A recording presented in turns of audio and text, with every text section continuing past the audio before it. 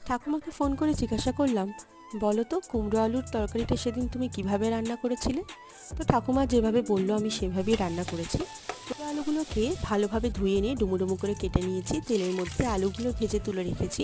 এরপরে সেই তেলের মধ্যে একটু শুকনো লঙ্কা, তেজপাতা, পাঁচফোড়ন ফোড়ন দিয়েছি। তারপরে দিয়ে দেবো এই কুমড়োগুলো দিয়ে একটু নেড়ে চেড়ে নেব।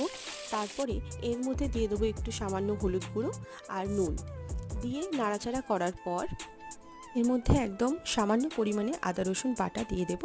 দেওয়ার পরে ভেজে রাখা আলুগুলো এর মধ্যে দিয়ে গোটা গোটা দুটো কাঁচা লঙ্কা এর মধ্যে দিয়ে দেব।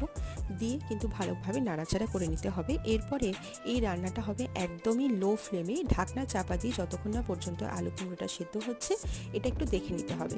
তারপরে সেদ্ধ হয়ে যাওয়ার পরে নামানোর আগে এর মধ্যে সামান্য পরিমাণে চিনি, একটু ঘি দিয়ে নামিয়ে নিতে হবে। আর এই রান্নাটা যদি ভালো লেগে থাকে তাহলে অবশ্যই চ্যানেলটি লাইক, সাবস্ক্রাইব, কমেন্ট করে পাশে